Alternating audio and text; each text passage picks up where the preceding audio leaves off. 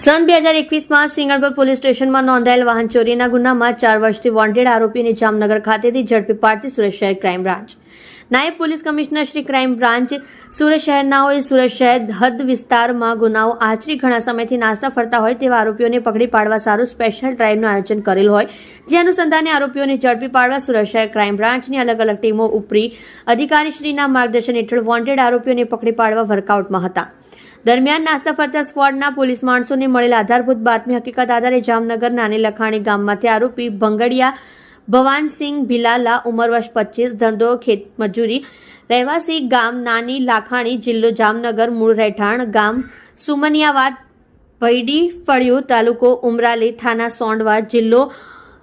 અલીરાજપુર, મધ્યપ્રદેશનાને પકડી પાડવામાં આવે છે. મજકૂર આરોપી નીચે મુજબના ગુનામાં વોન્ટેડ હોય તેના વિરુદ્ધ કાયદેસરની કાર્યવાહી કરી આરોપીનો કબજો સિંગણપુર પોલીસ સ્ટેશનમાં સોંપવા તજવીજ કરવામાં આવેલ છે.